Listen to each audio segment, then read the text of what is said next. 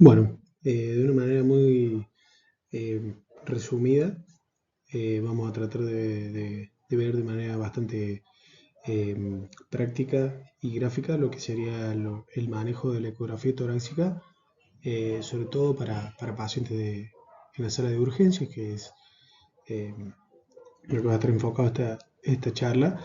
Si bien el título dice para monitoreo, pero va a haber una o dos cositas nada más de ese tema más cerca del final y terminando con una realización de un paciente, una ECOFAS, una TIFAS, en un paciente bastante con distrés respiratorio que ingresó a la sala de urgencias. Bien. Eh, para todo esto, ¿sí? Para poder entender un poco la parte más fisiológica, ¿sí? Lo que se ha intentado hacer acá es, esto es una bolsa AMBU, ¿sí? Pediátrica. Esta es una válvula PIP, una jeringa de 60 mililitros, una jeringa de 5, un tubo endotraqueal, ¿sí? Y esto, bueno, acá hay una aguja cono rosa, 40-12. Esto sería una maqueta que simularía lo que es el tórax, en donde tenemos, este es un vaso, ¿sí? Plástico, en el cual yo le coloqué de un lado un tapón intermitente y del otro lado una llave de 3 vías, en la cual vamos a simular los drenajes torácicos. Bueno, el globo que está hacia adentro simula lo que es el pulmón y el que está atrás va a simular el diafragma. Acá en este momento está intubado para hacerlo más gráfico. Bien, bueno, acá en este punto, bueno, voy a mostrar un par de situaciones y van a irse explicando. ¿Okay? Bueno, la idea es con esta maqueta tratar de explicar de una manera simple el funcionamiento del pulmón, sí, el funcionamiento del pulmón, simulando, digamos, que este vaso sería la caja torácica, con lo cual es firme y no va a tener la compliance, la compliance de la caja torácica, pero sí tenemos lo que es el diafragma y vamos a tratar de simular la mecánica o la dinámica respiratoria para entender un par de cuestiones. La primera es, en teoría, naturalmente, el pulmón tiene su fuerza natural, es estar retraído, digamos, no estar inflado como uno imagina, y el diafragma tiende a estar de esa manera. Entonces, si bien la contracción del diafragma no va a ser como yo lo voy a graficar ahora, que es para atrás, pero la idea sería esto, ¿sí? El diafragma se contrae, aumenta la presión negativa y la caja torácica se expande, aumenta la presión negativa, por ende el pulmón se insufla, ¿sí? Y si dejamos de hacer eso, cuando soltamos y dejamos que las presiones se regularicen, el pulmón vuelve a su estado retraído, digamos. Bien, bueno. Vamos a imaginar que tenemos un aumento de la presión intraabdominal, como puede pasar en un paciente dilatado, que nos empuja el diafragma hacia adelante. Esto es lo que pasaría con el pulmón, ¿sí? Ahora lo vamos a hacer con la ventilación positiva, intentando graficarlo de la misma manera también, ¿sí? Bueno, pausa. Pausa. Bueno, ahora vamos a ver el siguiente, ya conectado con la válvula, con la bolsa y la válvula. PIP a la bolsa de Ambú con el tubo endotraqueal con su balón insuflado para graficar cómo se ve con presión positiva, como si fuese un ventilador mecánico o una bolsa, cuando hacemos una regeneración, y cómo se mueve el diafragma en condiciones en teoría normales. Si nosotros insuflamos, se mueve, el diafragma se va hacia atrás debido a que se empuja el aire, y ahí está con válvula PIP. La idea es que se ve cómo queda el pulmón con válvula PIP insuflado. Vamos a desacoplar la válvula PIP y vamos a hacer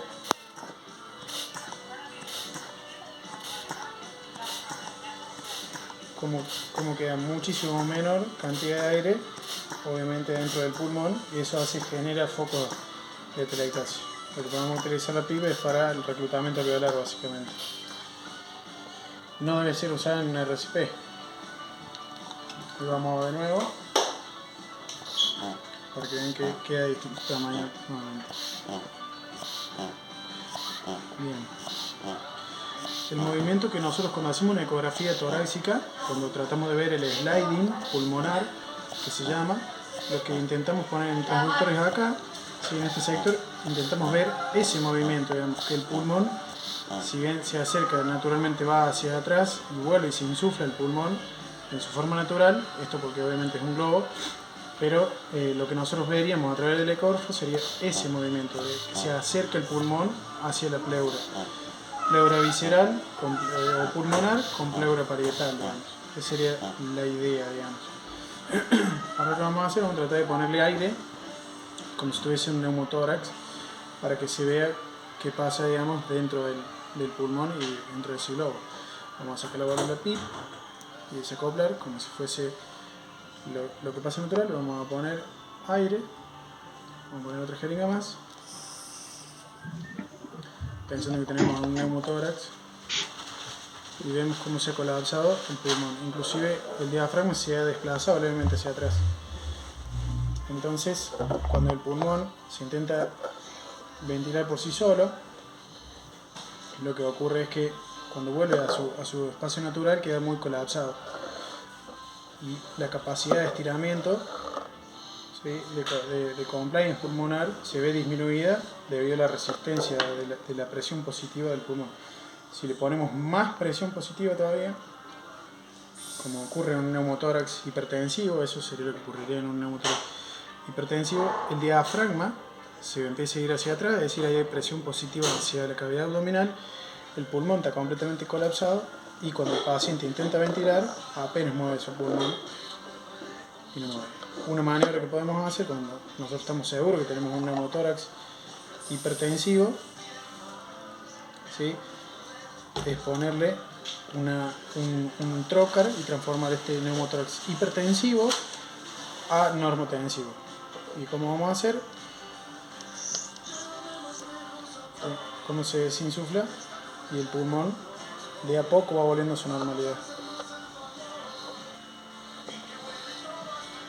Vamos a ver, ahora vamos a repetir de nuevo y vamos a hacerlo con la mecánica, insuflando como si el paciente estuviera vivo, y para que vean lo que pasa en la vida real con ese pulmón, cómo se va insuflando de a poquito.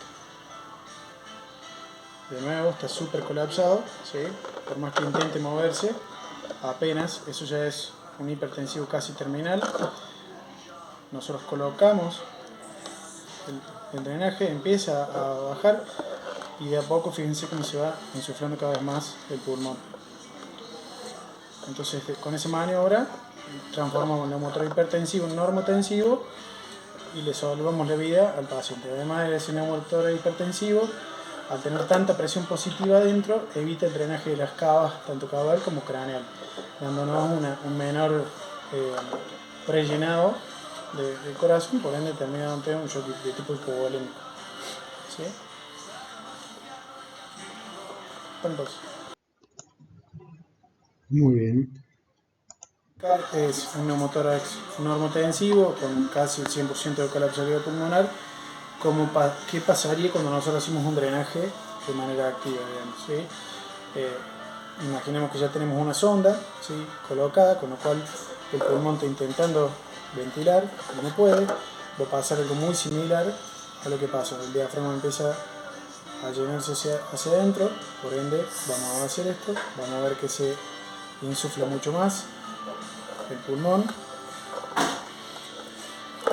y vamos a hacer nuevamente lo mismo, como se empieza a reclutar inclusive solo debido a la misma presión negativa el pulmón. ¿Sí? Vamos a ver cómo ya casi que volvió a su posición normal y vamos a sacar aire hasta que quede en su posición normal. ¿Cómo podemos controlar eso? A través de la ecografía, digamos, si estamos sacando la cantidad suficiente de aire o no, digamos, ¿sí? Entonces al dejarlo en esa posición, el pulmón no vuelve a colapsarse más y quedaría la presión negativa normal en el paciente. Muy bien. Bueno, ahora lo que vamos a hacer, vamos a intentar graficar en este modelo lo que sería la ruptura diafragmática. Está conectado con el traquetubo, con la bolsa, para, ya que no es un animal vivo, digamos, entonces vamos a tratar de simular cómo intenta reclutarse el pulmón y cómo intenta respirar o ventilar y cómo le va a impedir las gasas que simularían los órganos en la cavidad abdominal que se meten a la cavidad torácica. ¿Sí? Ahí vemos que está insuflado el pulmón, ¿sí? Está todo bárbaro. Bueno, ahora vamos a generar una ruptura del diafragma, suponiendo que tiene un trauma. Lo que se ve ahí, generalmente se suele romper así y los órganos comienzan a introducirse a la cavidad. Bien, una vez que tenemos los órganos en la cavidad torácica, ¿sí? Lo que vamos a hacer ahora, obviamente ya que no es una maqueta, vamos a estimular a través de la bolsa, como si el animal estuviera intentando ventilar solo, y el diafragma al estar roto ya se perdió esa presión negativa dentro de la pleura, por ende, por más que se intente contraer el diafragma, no va a haber. Entonces va a empezar a reclutar músculos cervicales, va a tomar posiciones ortoapnéicas para intentar ventilar. Entonces, esto básicamente, si bien se ve colapsado el pulmón, esto es por más fuerza que haga, el pulmón no logra expandirse y se ve afectado. Entonces, nosotros cuando hacemos una ecografía podemos tener en la zona de proyección pulmonar, podemos tener alguna asa intestinal, algún lóbulo hepático, el vaso. Inclusive cuando hacemos el examen clínico mismo podemos palpar, ¿sí? Por debajo, y si sentimos la zona de choque cardíaco debería sentirse en ambos lados. Generalmente cuando no se siente es una sospecha. Entonces el animal intenta ventilar, ¿sí? Nosotros supongamos que pensamos que puede tener neumotórax, ¿sí? Que tal vez lo podamos llegar a ver, casi siempre tiene líquido y aire, debido a que es una patología combinada, ¿sí? Por más que nosotros le pongamos una sonda, ¿sí? Intentemos generar presión negativa, eso nunca va a pasar. ¿Por qué? Porque obviamente está comunicado con el abdomen y los músculos abdominales, al no ser duros como la caja torácica, nunca llegan a tener la presión negativa que necesita. Si bien a la hora de la cirugía y la intervención se requiere ventilación positiva, a presión positiva, pero nunca se llega a lograr eso. Bueno, ahora que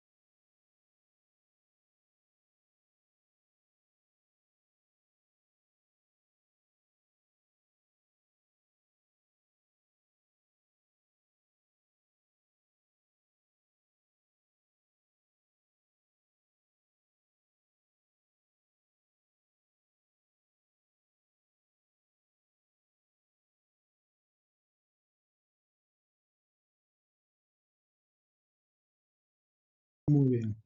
Bueno, ahora dicho esto, vamos a empezar, digamos, con la parte un poco más técnica. Inclusive vamos a ir a un modelo anatómico en el cual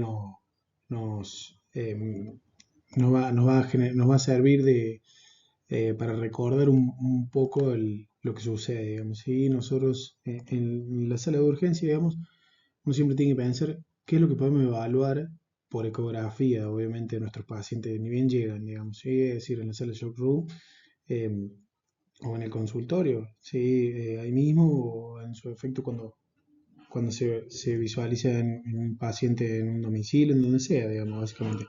Lo que nosotros podemos evaluar es todo prácticamente, porque se puede hacer evaluación ecográfica de la cabeza, a nivel del cuello, a nivel de tórax y abdomen, de cavidad pélvica en la extremidad, en todo. Básicamente no tiene mucha limitación en cuanto a la urgencia, ¿no? No tiene mucha limitación y se logran diagnosticar de manera rápida y precisa varias patologías, digamos, que pueden salvar la vida. Entonces, acá nosotros tenemos que pensar cómo la vamos a hacer ahora, la puesta en práctica, es decir, cómo la hacemos la ecografía con el paciente, eh, la posición del paciente. Acá tiene que ver si tiene o no complicación o compromiso respiratorio. Es decir, si yo veo que mi paciente no tiene compromiso respiratorio, bueno, puedo adecuar el paciente a lo que yo quiero, digamos. Si no, ahí lo puedo pensar en decúbito lateral derecho, en izquierdo, en decúbito external. ¿Sí? Acá básicamente se adecua el paciente a nuestro examen casi siempre y no suele ser en la urgencia, digamos, es decir, si bien puede ser una consulta, pero no con aflicción respiratoria, por ejemplo, que ante un mínimo de estrés podemos complicar la situación, digamos. Y bueno, obviamente con compromiso respiratorio, si tenemos en decúbito external preferentemente, obviamente tiene que ver con la posición de lo que es la ventilación y la perfusión a nivel pulmonar, y se puede hacer de eso, si ya llegó en ese modo, genial, y si no, bueno, como esté en estación, ¿sí? O, como dice acá, como el paciente pueda, nosotros nos deberíamos adaptar a ello, no el paciente a nosotros acá en este caso. ¿Sí? Hay un punto importante, digamos, de decir que tres lugares que sangran poco y matan mucho en muy poquitito tiempo. Y esos tres lugares sí, son identificables. Bueno, acá en este punto, el hematoma que se ve acá, subdural, ¿sí? No, generalmente esto es secundario a un trauma craneoencefálico. Si bien esto no se puede ver a través de ecografía, es una imagen de una tomografía, pero sí podemos valorar la presión intracraneana, ¿sí? A través de lo que es las medición de la vaina del nervio óptico, ¿sí? Y si no, después ya por la arteria, digamos, con el Doppler, que no sería el punto de hoy. Sí, a nivel pericárdico, ¿sí? Sea por un trauma o sea por una efusión pericárdica, sea colecta hemorrágica o algún otro tipo de fluido, y obviamente lo que es a nivel alveolar, digamos, ¿sí? Los bronquios, grandes bronquios alveolar, en lo que es la contusión pulmonar severa, digamos, ¿sí? ¿Qué protocolos tenemos, digamos? Existen muchos ahí están muy ampliamente estudiados, hay muchísimos, solo creo que cada uno tiene que adaptarse al que le quede cómodo con su equipo y con su lugar de trabajo y a cada uno. Lo importante es valorarlo, no importa qué protocolo se utilice, sino hacerlo, ¿sí? Y acá tenemos, yo puse de manera gráfica y esquemática lo que es el Global Fast, ¿sí? Que tenemos el T-Fast, A-Fast y el protocolo Bell Blue, ¿sí? Que va más puede ser más para el monitoreo, en el cual T-Fast hace referencia al tórax, ¿sí? Como dice, en traumatismo de tórax, A-Fast, ¿sí? Ecografía, traumatismo de abdomen, ¿sí? Y bueno, el Bed Blue es ya en la cabecera en emergencia, es decir, hace referencia a poder hacer todo el monitoreo, digamos, en conjunto, ¿sí? De, de la ecografía, tanto en la urgencia ahí mismo, sino como posteriormente, ¿sí? En el monitoreo, digamos. Una cosa importantísima acá que como dice acá, que en los pulmones la interpretación ecográfica, ¿sí? De los colores cambia, se invierte comparado con lo abdominal. Como por ejemplo pasa una gran confusión, es decir, es que el líquido acá, ¿sí? Se va a ver blanco, ¿sí? Se va a ver hiperecogénico y el aire se va a ver hipoecogénico negro. Es decir, se ve la intersección en que cómo se ve, digamos, a nivel, como es, pulmonar, una cuestión física básicamente. ¿Qué aplicaciones tenemos? Vamos a arrancar, digamos, con lo que es el T-Fast. Eh, Nosotros podemos hacer lo que le decimos es la valoración por dentro y por fuera de ese pulmón, ¿sí? Entonces, ¿qué vamos a ver? La pleura parietal, la pleura pulmonar o visceral, como se llamaba antes, la cavidad, que es espacio pleural, y el parénquimo pulmonar, ¿sí? Por dentro y por fuera. Vamos a decirlo de manera muy básicamente rápido, tenemos lo que es lo que puede estar en el espacio pleural y lo que puede estar en el parénquima. Lo que puede estar en el espacio pleural puede ser aire, ¿sí? Es decir, un neumotórax. Ese neumotórax puede ser normotensivo, hipertensivo y abierto. El neumotórax ex vacuo, este no lo vamos a mencionar, pero ese se da como resultado, obviamente, cuando se hace una reducción del tejido pulmonar, como por ejemplo un pulmón enfermo, sea por trauma o por una neumonía o por un neoplasia, un cáncer. Ahí están detallados lo que uno de las dos o tres partes que vamos a ir evaluando, que lo vamos a charlar. Puedes tener colecta líquida, puede ser hemorrágica, purulenta, quilosa o de tipo transudado, que sea cero hemorrágico o seroso, y la ruptura diafragmática, que si bien no se considera una colecta, pero es lo que ocupa el espacio pleural. Por eso digo, vamos a evaluar ese espacio o cavidad pleural, ¿sí? Y en la ruptura diafragmática, el gol estándar siempre para su diagnóstico es la radiografía, pero bueno, podemos tratar de ver y evaluar eh, distintas áreas, sobre todo en la proyección cardíaca, cómo se puede llegar a ver. Después, en el parénquima pulmonar, vamos a tener un pulmón húmedo y el pulmón seco. El seco básicamente es el pulmón normal y el húmedo. Vamos a llegar a tener colecta de tipo hemorrágica, sea por contusión, coagulopatía, etc. Exudado de tipo inflamatorio por neumonías, ¿sí? Bacterial, micótica. Edema, ¿sí? Que puede ser obviamente el más común. La falla cardíaca. La sobrecarga de líquido uno no lo tiene muy en cuenta, pero esto va más para el monitoreo. La combinación de la falla cardíaca con la sobrecarga de volumen, ¿sí? O inclusive las tres juntas, es decir, que tengamos una neumonía, supongamos, que tenemos edema de tipo inflamatorio, tenemos edema por sobrecarga de fluido por nosotros y por la falla cardíaca. Y después, bueno, las neoplasias que generan eh, edema de tipo inflamatorio casi siempre. Puede ser combinada también. Y el pulmón seco, que vamos a tener la presencia de lo que se llaman líneas A, ¿sí? Que básicamente es la línea pleural, ¿sí? Y que nosotros vamos a ver su reverberancia hacia abajo en profundidad. Vamos a ver el deslizamiento pulmonar, que se llama sliding, ¿sí? Que es el deslizamiento de ambas pleuras, como decía yo en el video recién, y debería haber o no debería haber ausencia, perdón, de dos o tres líneas, más que dos o tres líneas B, es decir, líneas B que se llaman cohete pulmonar o línea cola de cometa, es básicamente una línea hiperecogénica que se va a desprender desde la línea A, ¿sí? La línea pleural, hacia abajo. Ahora lo vamos a ver con más detalle. Y después vamos a ver lo que es la valoración del corazón. De nuevo, por dentro y por fuera del corazón, ¿sí? Tanto las cámaras, las válvulas y el pericardio. Nosotros no nos vamos a detener tanto en la parte más bien específica cardíaca, sino vamos a decir lo que podemos ver desde la urgencia y que puede complicar la situación rápidamente. A nivel de las cámaras y las válvulas, podemos valorar lo que es la función sistólica, ¿sí? Lo podemos hacer a través de la fracción de acortamiento con el modo M. Bueno, eso lo vemos luego. Relación aorta, ¿sí? Relación ventrículo derecho e izquierdo. Diagnóstico de insuficiencia valvular, ¿sí? Y después vamos a ver lo que es a nivel pericardio. Es decir, acá esto es muchísimo más grave casi siempre y por frecuencia, ¿sí? Más allá que podemos valorar a través de la función sistólica, ¿sí? La fracción de este acortamiento nos dice que tan funcional está haciendo ese corazón de manera rápida, pero se acerca mucho a lo que es la valoración de su función.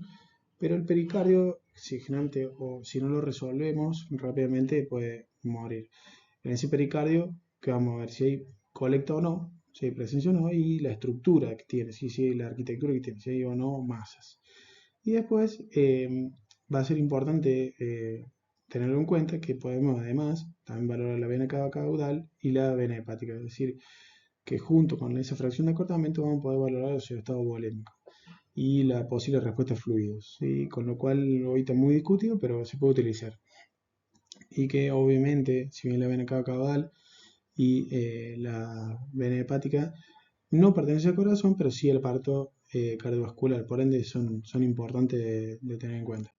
Bien, bueno, esto es un modelo anatómico que si bien es un pacientito que llegó y que lamentablemente falleció. Le pedimos autorización a sus propietarios para poder hacer esto, ¿sí? Que se le hizo una resección de toda la arcada costal, la parrilla costal, ¿sí? Tanto piel subcutáneo, y logramos ver el pulmón con áreas de contusión muy severa, ¿sí? Acá también se ve, en este sector, si bien no se ve, pero hay una ruptura de ese pulmón, ¿sí? Es decir, había un neumotórax. Esto que se ve acá es el lóbulo hepático, esto que está acá es el diafragma, ¿sí? Que había, eso que se asoma ahí es parte del aumento, había una ruptura hepática, perdón, sí, tenía fractura hepática, pero tenía ruptura diafragmática con varias fracturas en el hígado, ¿sí? Como se puede ver acá, digamos, ¿sí? Bueno, ahora vamos a poner el video para que sea más gráfico, ¿sí? Y yo voy explicando más o menos, ahí le pusimos el tubo, ¿sí? Y vemos cómo es lo que le decía yo, la fuerza natural del pulmón, cómo se retrae, básicamente, ¿sí? Se llena de aire, ¿sí? A presión positiva, y cómo se retrae, ¿bien? Porque tenía una fractura Ahí de lo que estoy costilla. intentando demostrar era dónde estaba la ruptura, ¿sí? Del pulmón, y después vamos a valorar la zona dorsal, ¿sí? Donde le había pasado por Porque lo arriba pasó por arriba la camioneta. una camioneta en la cual había generado una Mirá lo que fractura mató, tanto de tiene la columna costillas, acá arriba. ¿sí? Como de columna, y le había desgarrado el diafragma en su inserción, Le desgarró todo ¿sí? Y bueno, había generado ese mismo trauma, esa ruptura de costillas, le había generado un trauma ¿Querés, Pablo, tener que comer? en el pulmón, dándole el neumotórax, ¿sí?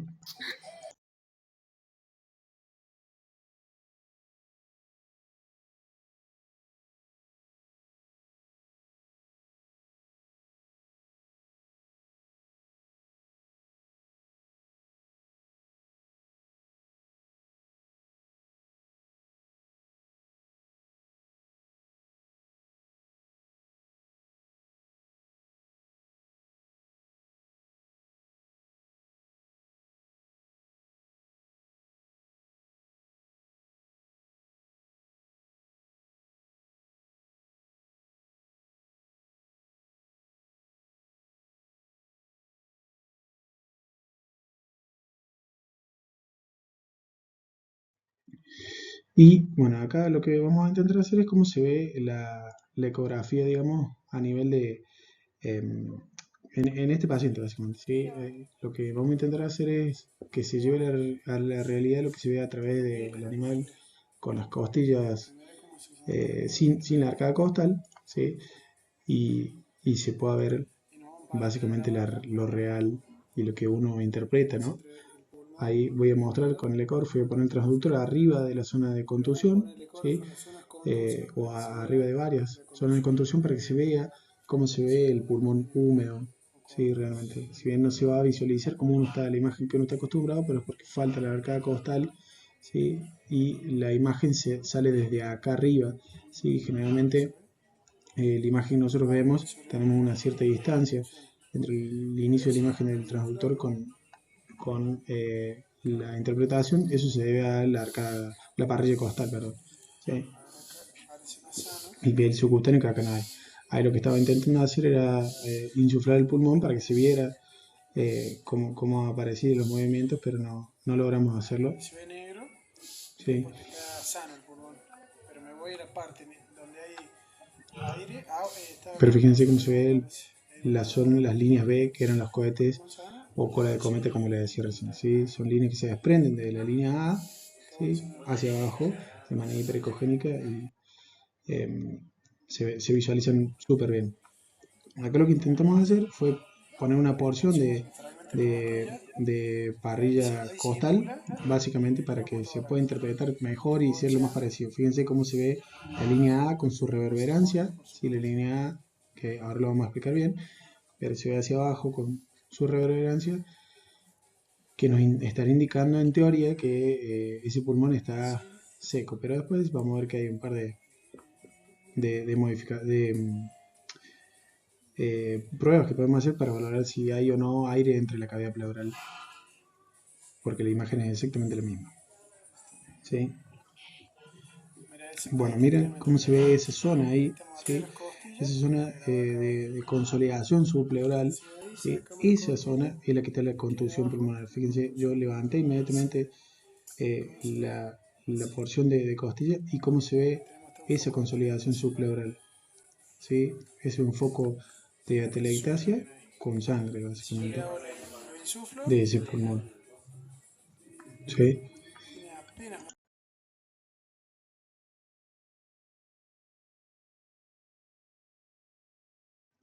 Bueno, de nuevo lo mismo. ¿Sí? Lo importante es saber que existen miles de protocolos. Nos vamos a basar en los más simples, por lo menos los que nos hemos adaptado durante todos estos años. Y si bien hay una imagen muy típica que es la forma de pipa, ¿sí? Que estos protocolos, si bien fueron hechos en 2010, 2011 y 2012, ahí fue donde se fueron publicados casi todos, lo importante es que se pueda hacer. ¿Qué es lo que tenemos acá? Vamos a esta imagen. Acá tenemos con un transductor lineal, primero que nada, esto sería piel, subcutáneo y músculo, costillas, ¿sí? Costilla. Y este espacio del intercostal, esa línea hiperecogénica, es decir, que se ve bien blanca, bien hiperecogénica, es la porción del pulmón. Lo que nosotros vamos a valorar básicamente es esta porción, ¿sí? Del pulmón. Y lo vamos a hacer poniendo nuestro transductor en distintas áreas, que lo podemos hacer en forma de pipa, en forma recta, de un lado a otro. Lo que importa es que lo hagamos, no importa cómo. Básicamente haciéndolo así, en teoría se valorarían bien los campos pulmonares, ¿sí? Y ya sería suficiente para la sala de urgencias, pero para el monitoreo, para poder ver y aprender, podemos hacerlo eh, bien seriado de punta a punta, digamos así, craneal y caudal y dorsal y ventral, para aprender cómo se ve básicamente, pero ya después uno lo hace de manera rápida y puedes valorar los lóbulos pulmonares, ¿sí? Como dice acá, cada lóbulo.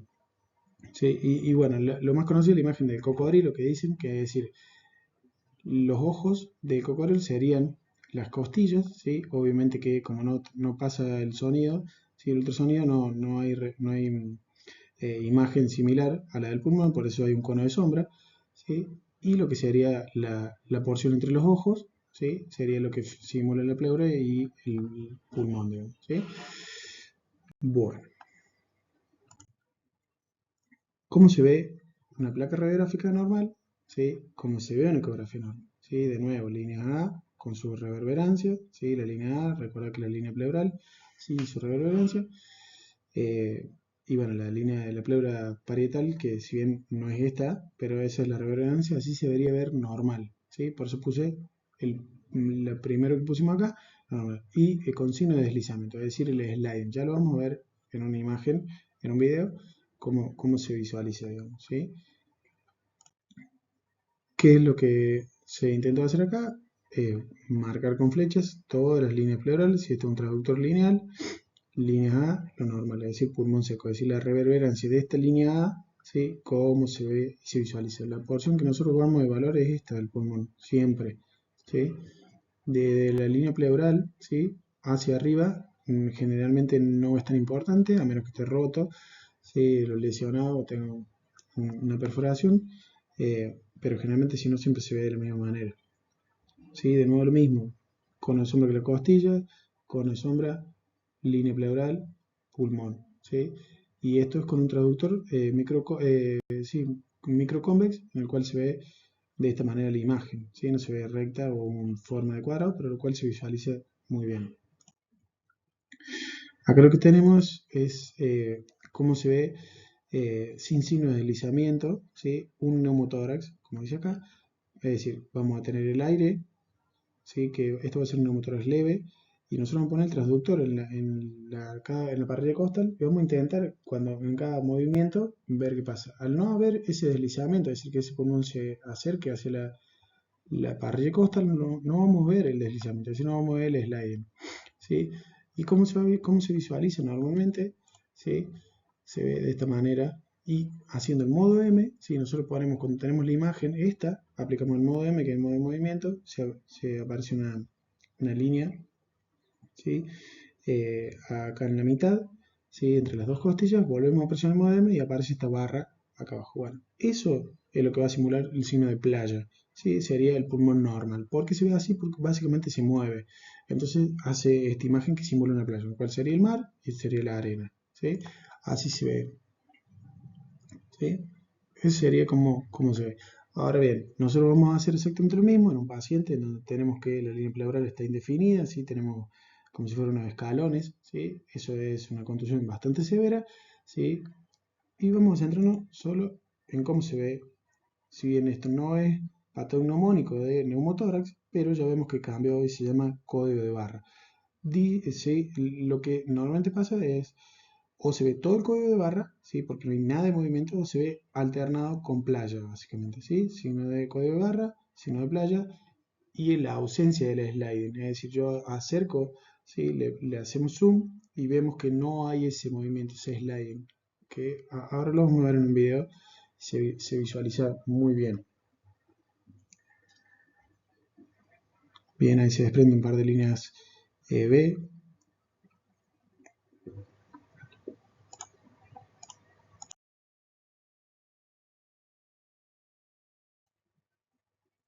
Bueno, básicamente no es lo mismo, es decir, en la ausencia del deslizamiento pleural permanecen, ¿sí? Las líneas A, y si hay líneas B, se excluye ese neumotórax. Esto es re importante, ¿por qué? Porque no puede haber neumotórax en la zona, por lo menos donde estamos evaluando, si hay líneas B, ¿sí? ¿Por qué? Porque básicamente eso es lo que no se ve, esto simularía las líneas B, ¿sí? De manera esquemática. Entonces, si nosotros no lo vemos es porque básicamente no está en contacto la pleura visceral con la parietal, por ende va a haber aire. Bueno, esa cantidad de aire a veces es más severa, ¿sí? Y ahí es cuando podemos en modo M, esto se va a ver código de barra. Cuando tenemos situaciones así de aire, es decir, que no está tan desplazado, podemos ver en cada movimiento que se acerca hacia arriba, y ese leve movimiento es el que yo decía signo de playa alternado con el signo de código de barra. Ahora bien, este punto de acá, que es la intersección entre el aire y el pulmón, es decir, donde terminaría, básicamente, o donde comenzaría el neumotórax, se llama punto pulmonar. Generalmente, si nosotros identificamos, tenemos la sospecha que hay aire y vemos la línea B y encontramos esto, eso generalmente más el código de barra con el modo de movimiento, se considera que se debe ser diagnosticado con neumotórax. Bien, un par de videos, un poco más, fíjense que no se ve el sliding, se ve todo en masa, se mueve en conjunto básicamente, ¿sí? Acá de nuevo, como se ve el modo M en este mismo paciente, ¿sí? Fíjense cómo se ve un código de barra literal con poco signo de playa. Y acá en este, Con el modo B. con un lineal, fíjense que no se ve el deslizamiento, suele verse el Con el modo M de deslizamiento, nuevo. se mueve todo en conjunto, es una gran sospecha. Así que debemos tener, ponemos modo B, modo M, y se ve en el código de barra. ¿Qué color ¿Sí? querés Un que lo paciente ponga? traumatizado, recién ingresado, que ya tenía obviamente un catéter y un monitoreo, pero fue más bien para mostrar. Bueno, de manera rápida, eh, tenemos un algoritmo de cómo deberíamos hacer el accionar nuestro. Es decir, nosotros tenemos, para diagnosticar el neumotórax, tenemos un trauma, ¿sí? Casi siempre es por trauma, casi siempre, y viene con dificultad respiratoria. Nosotros tenemos un paciente inestable o estable. Bueno, si nosotros tenemos un paciente inestable y no tenemos tiempo, no tenemos para hacer las cosas, podemos hacer una torrecosíntesis de urgencia, con el cual lo vamos a mencionar, pero generalmente tenemos que trazar una línea, ¿sí? De tipo imaginaria en el tórax, ¿sí? Y a mitad, a tercio medio, ahora vamos a ver si podemos escribir lápiz, aquí está. Imaginemos que esta sería la cavidad torácica, ¿sí? Del paciente. Acá están las costillas. Bueno, perdón la mala escritura, dibujo, digo, perdón. Vamos a buscar otro color. Nosotros vamos a trazar una línea de tipo imaginaria en el tercio medio del tórax, ¿sí? Este puede ser el lado derecho o el lado izquierdo del paciente, no importa. Contamos entre el séptimo, ¿sí? Imaginemos que sería el séptimo, octavo y el noveno. Y contamos entre el séptimo y noveno espacio intercostal y en ese lugar acraneal de la costilla, ¿sí? Siempre se debe poner y ahí metemos una sonda, un trocar o una aguja para sacar ese neumotórax como hemos puesto ahí. Sí, ahora lo vamos a ver un poco mejor en detalle, por eso no quería eh, demorar en eso, pero básicamente eso. El paciente puede estar estable, en la cual podemos tener o no líneas B, ¿sí? Y líneas A. Bueno, si nosotros tenemos líneas B, recordamos que eso eliminaba la presencia de neumotórax. Sí, hay líneas B, no debería haber neumotórax. ¿Cómo podemos seguir? Vamos a descartar la contusión pulmonar o tiene un pulmón bastante dañado, ¿sí?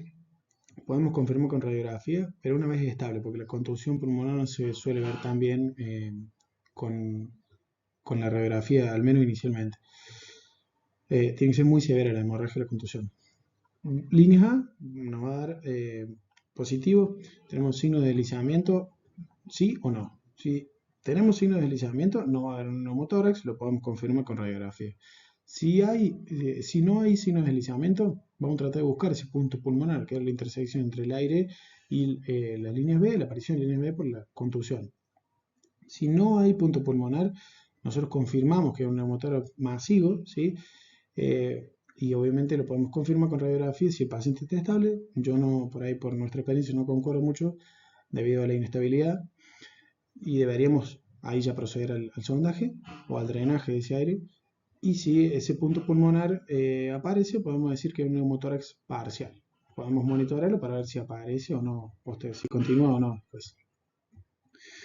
Además de esa pleura puede haber líquido, ¿sí? Esa difusión pleural, ¿sí? Esto es la misma gráfica, ¿sí? Acá tenemos el pulmón, costilla, lo que es piel, célula subcutánea, músculo, bueno, pleura parietal, línea A, ¿sí?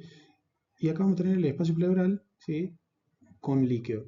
Así se puede ver, pero esto es cuando hay muchísima cantidad de líquido, se ve de esa manera. ¿Sí? Acá sería parte del pulmón que está colapsado, ¿sí? En un traductor de tipo lineal. ¿Sí? Bien, vamos a ver un pacientito, una imagen de un pacientito en el cual, bueno, obviamente que estaba respirando mal, llegó a la consulta de este modo, respirando, ¿sí? Estaba bastante estable.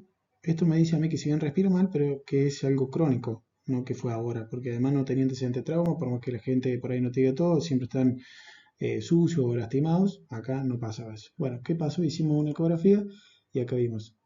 ¿Sí? Eso es el pulmón completamente colapsado, ahí se ve el ligamento, ¿sí? Del punto sifoideo apuntándose el corazón, que ahora lo vamos a ver, eh, y se ve que confirma la cantidad de líquido.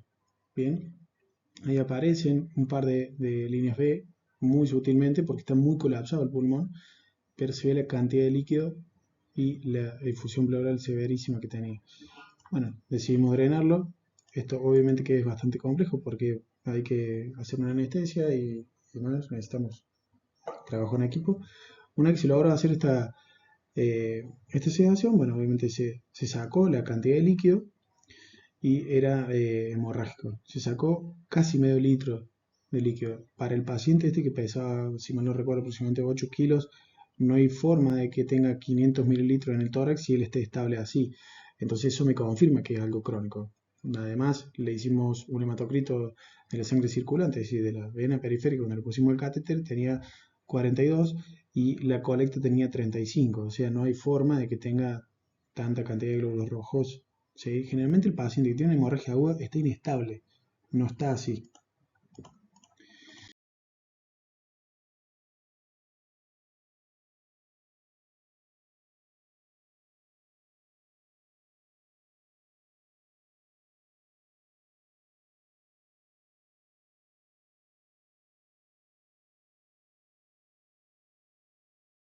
Bien, bueno, acá estos son videos de la doctora Gabriela Cipriano que nos compartió amablemente, debido a que es muy difícil diagnosticar, ¿sí? Si bien este trabajo acá dice que se compararon, digamos, con imágenes radiográficas para poder diagnosticar la ruptura diafragmática y tenemos ciertas estructuras que podemos ver y previsualizar, pero no es 100% efectivo, sigue siendo el gol estándar la radiografía. ¿Y por qué es tan importante el diagnóstico? Porque cambia el pronóstico y obviamente qué es lo que vamos a proceder a hacer nosotros. No es lo mismo tener un drenaje torácico o una fusión pleural, eh, sea neumotórax o sea eh, líquido, a tener una ruptura diafragmática que necesita una intervención quirúrgica, ¿sí?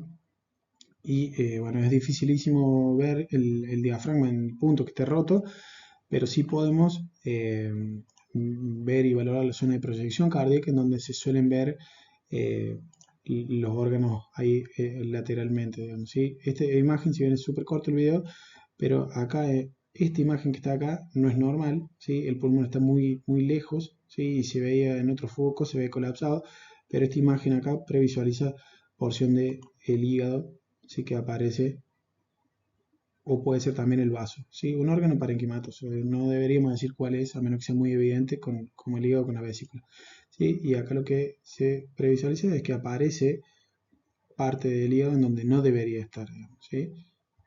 Bien.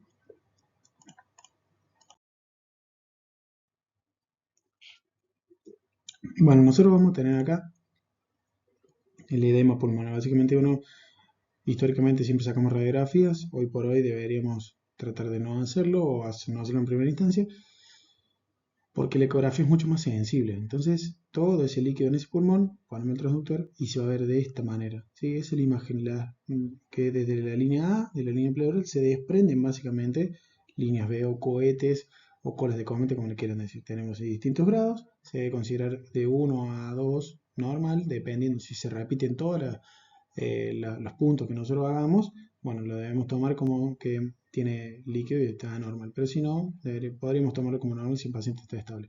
Pero ya más de 3 y o un cono, básicamente, no. Un punto importantísimo que en el edema pulmonar, generalmente sea acá cardiogénico o sobrecarga de fluido, la línea pleural permanece perfecta. ¿Sí? Eso es súper importante, porque nos va a llevar, porque el tratamiento es diferente para el tratamiento del edema de tipo inflamatorio que por sobrecarga de líquido. No es exactamente igual. ¿Sí? Es súper importante que podamos aprender en la sala de urgencias de diagnosticarlo rápidamente. Pueden estar juntos totalmente, pero por lo menos saber que tengo la sospecha que están juntos. ¿Sí? De nuevo lo mismo. Vemos acá cómo se ve la línea pleural. Muy bien. ¿Sí? Se visualiza normal.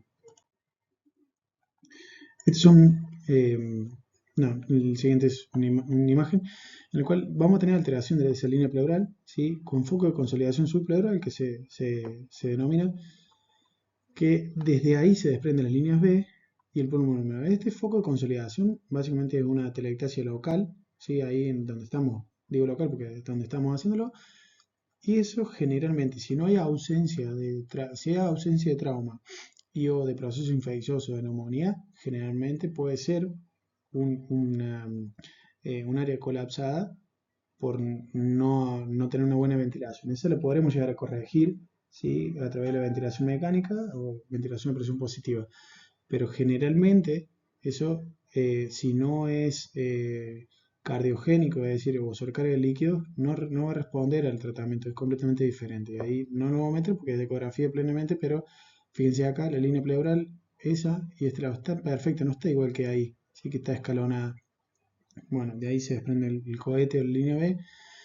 Esa es ¿cómo es? La línea B por sobrecarga de fluido que se llama, digamos, ¿sí? Esa consolidación subpleural generalmente siempre se da en el traumatizado o en la neumonía, digamos, ¿sí? Casi siempre, obviamente. Bueno, y acá como le he puesto el patrón pulmonar con líneas B, ¿sí? Sin alteración evidente de la línea pleural, es decir, que no hay consolidación subpleural, como acá, en este caso, ¿sí? Por ende, sin antecedente de trauma o proceso inflamatorio, debemos pensar en una sobrecarga de volumen, ¿sí? Sea por fluidoterapia excesiva o una cardiopatía. Este es un video, si bien tengo miles de videos para poner, pero este es un paciente que me pareció increíble por la posición de ortopneica que ponía, ¿sí? Y cómo se quedaba, pobre, pidiendo respirar.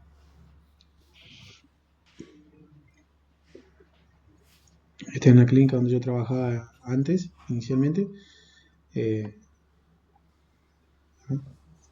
y la posición muy ortomneica básicamente que pone. Y fíjense cómo se ve en esta zona, la línea pleural bien, ¿sí? Pero hay un sector ahí que aparece, está muy rápido el video, pero aparece en zona escalonada. Bueno, acá coexistieron las dos patologías juntas, digamos, ¿sí? Es decir, un cuadro de tipo inflamatorio y uno por sobrecarga de líquido.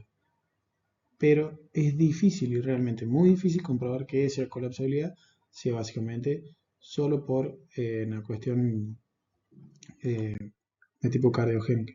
Bueno, esto también en el mismo lugar, un pacientito en el cual lamentablemente falleció, pero como se veía la posición, si bien no era ¿Cómo se llama, señora? completamente ortomnéica, perdón, ¿Usted, señora? y esto es así como se ve el edema pulmonar, fue la necropsia, cómo se puede visualizar las válvulas con bordes súper irregulares, ¿sí?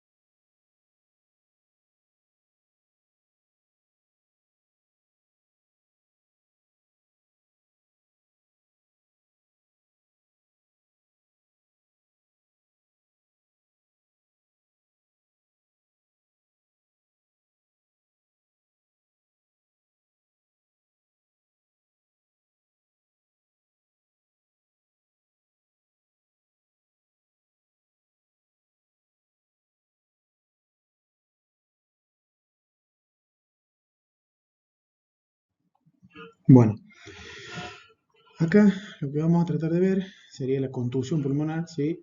Y el signo de fragmentación o consolidación pulmonar. Este es con aire, ¿sí? Con aireación, como dice, que se ven las porciones acá en este sector, donde se ven como burbujas, básicamente. No es lo más frecuente de ver y no es tan fácil tampoco si no tener un buen ecógrafo. Pero sí, la mayoría de las veces, obviamente, se da. La contusión tenemos, ¿sí? El trauma, tenemos el transductor que colocamos y tenemos en ese sector la contusión. Bien, tenemos una hemorragia. ¿Cómo se va a ver? Muy similar, solo que la diferencia está en que se ve el signo de fragmentación, ¿sí? Eso es lo que nos va a confirmar. ¿Y cómo se ve una placa radiográfica con una contusión? Muy parecida a la normal. Básicamente no se visualiza con la severidad que tiene, digamos, ¿sí? Acá, obviamente, porque ya está mucho más avanzado, ¿sí? Pero por eso tiene que ver con la gravedad de la situación, digamos, ¿sí? Acá es la imagen más bien real. Tenemos el signo tisular, que era el que vimos hace un rato, ¿sí? Que no viene tan al caso, pero vemos acá, este signo nodular es súper importante, ¿sí? Cómo se ve y se visualiza muy bien. Fíjense cómo acá en este video lo vamos a visualizar. Ahí aparece el signo de nodulación, ¿sí? Signo nodular o nodulación, como se llama.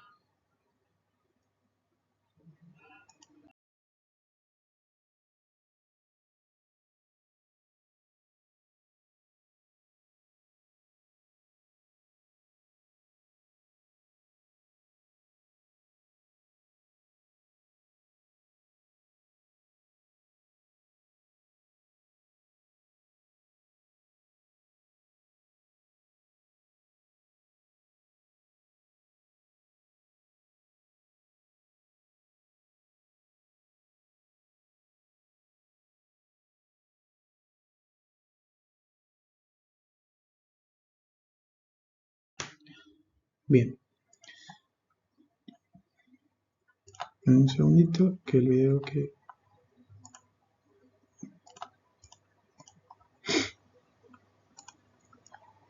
Así es como se ve el paciente en la consulta.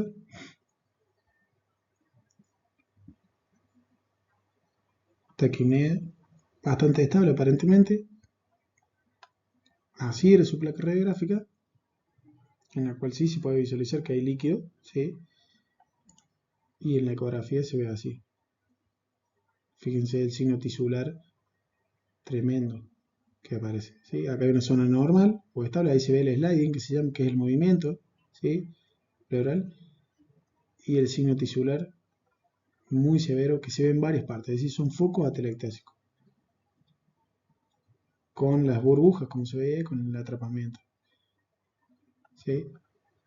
Si bien está muy rápido, pero se visualiza bastante bien.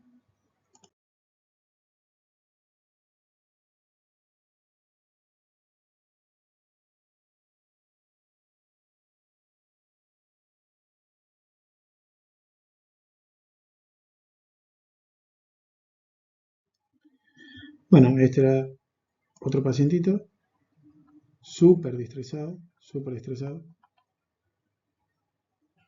y que a la ecografía se ve de esta manera.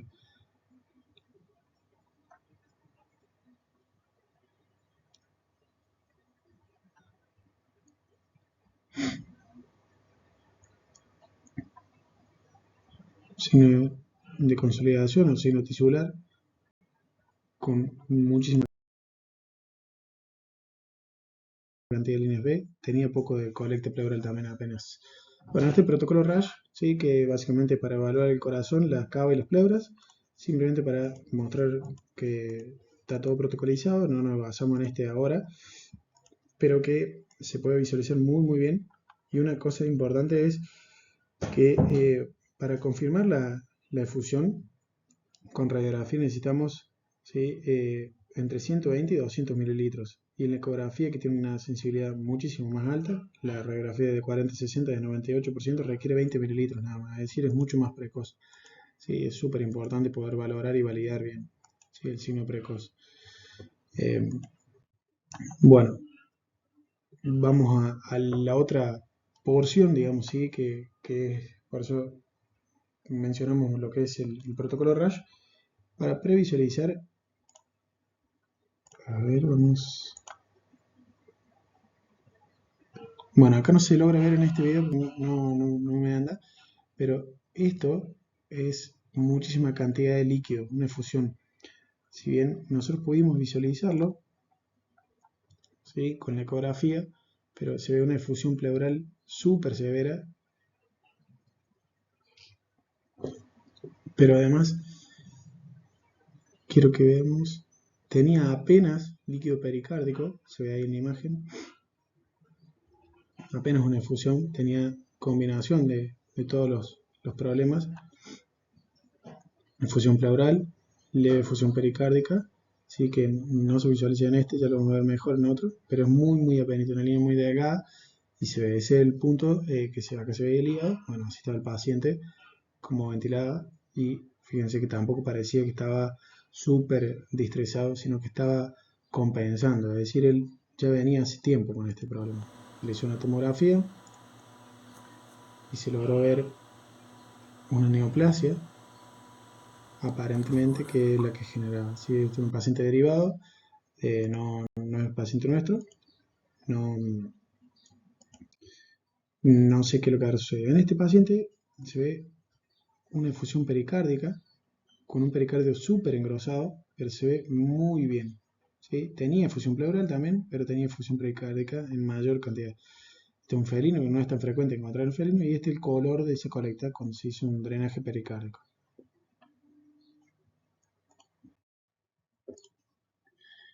Bueno, acá sí se va a visualizar muy bien lo que es la efusión pericárdica. Este es un paciente que llegó súper inestable.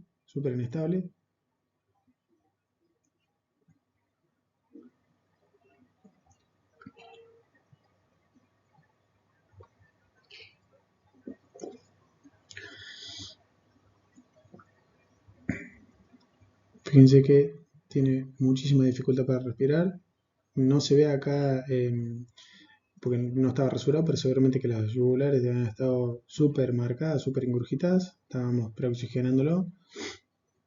160 de frecuencia cardíaca, 95 saturado. La presión no lo tomó, pero se ve. Cuando le hicimos una ecografía, ¿qué es lo que encontramos? El corazón lleno de líquido del pericardio. Súper, fíjense cómo inclusive hay un momento en el cual se ve que se pierde la capacidad de contractilidad del ventrículo derecho.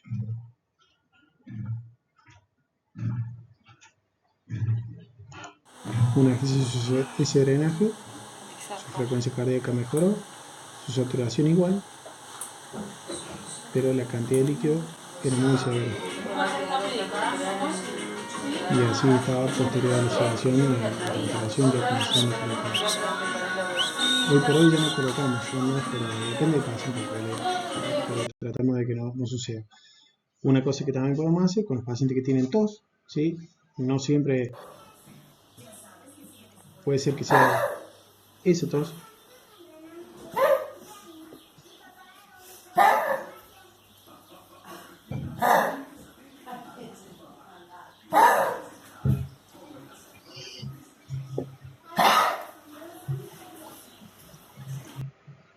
Bien bronquial. Y esta tos.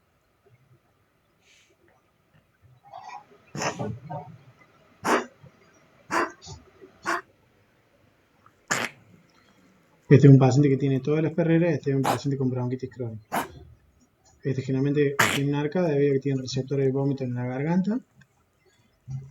Y acá se puede visualizar en los pacientes con tos, ¿sí? Signo nodular, signo de consolidación subpleural, signo tisular, ¿sí? Y si no, en su defecto, se pueden ver que las pleuras están normales. Eso nos va a cambiar o no el diagnóstico para un lado o para otro. Generalmente, si ninguno de ambos, ¿sí? Suele tener este tipo de signos, si no tienden a tener más bien líneas B o en su efecto nada, está normal, porque el problema básicamente está acá en este caso una tráquea y en los bronquios, pero el mecanismo de eso es diferente.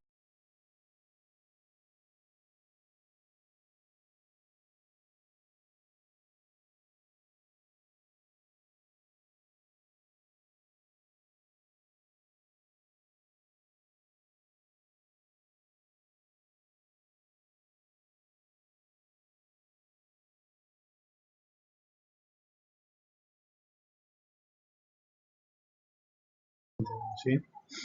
Esto es un cortito, nada más, simplemente para ver cómo se puede ver el corazón con respuesta a fluidos o no, de lo que decimos hace un rato. Fíjense, simplemente de manera rápida, como se ve, si bien no tiene el signo del beso muy marcado, pero que se llama cuando se juntan los músculos papilares, previo a la respuesta de fluido, carga de fluido de 30 mililitros kilo y cambio completamente, digamos, ¿sí? Es decir, la respuesta de fluido existió acá en este paciente, es decir, se debería considerar respondedor a volumen. ¿Qué más podemos valorar? Obviamente, no hace falta ni siquiera poner para el modo M para sacar la fracción de acortamiento, la contractilidad cardíaca de este paciente. ¿Sí? Está súper inestable, es un paciente de un neonato, muy inestable, en el cual estaba ya con esa dificultad respiratoria, recién nacido, tenía líquido pulmonar, muchísima cantidad. Ven que tiene zonas de que tiene líneas A y otras líneas B, pero fíjense la contractilidad del corazón, no es para nada funcional ese corazón.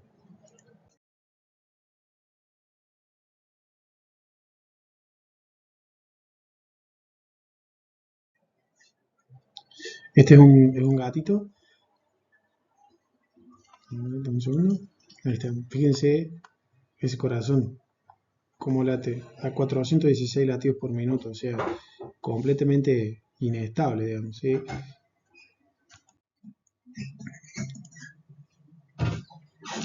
Y este es todo lo contrario, un corazón súper hipodinámico.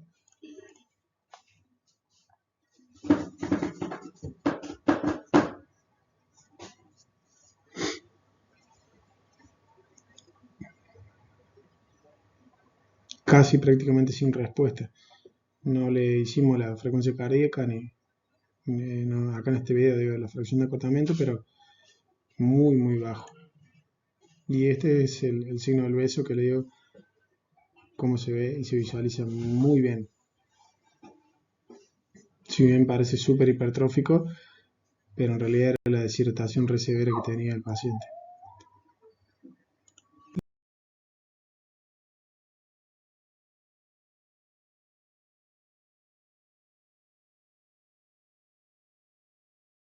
Y esto es una ecografía en un paciente con distrés recién ingresado. Fíjense cómo está su posición, ¿sí? Cómo se unen los músculos intercostales del esfuerzo y el reclutamiento que intenta hacer, ¿sí? Miren lo que se ve acá. Esto, si bien, bueno, ahí lo vamos a ver bien, pero es parte de la congestión, ¿sí? De las venas hepáticas, ¿sí? Y eso generalmente ya te tiene que llamar la atención. ¿Por qué? Porque si hay congestión de las venas hepáticas es porque hay eflusión pleural seguramente, ¿sí? Y si obviamente miramos la yugular pasa exactamente lo mismo. Bien.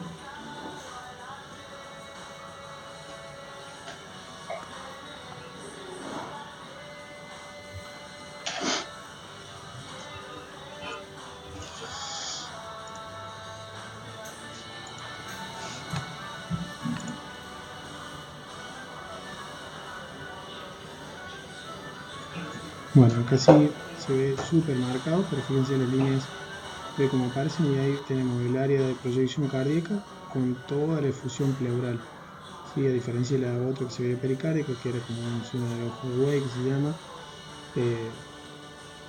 Fíjense toda la efusión pleural que tiene.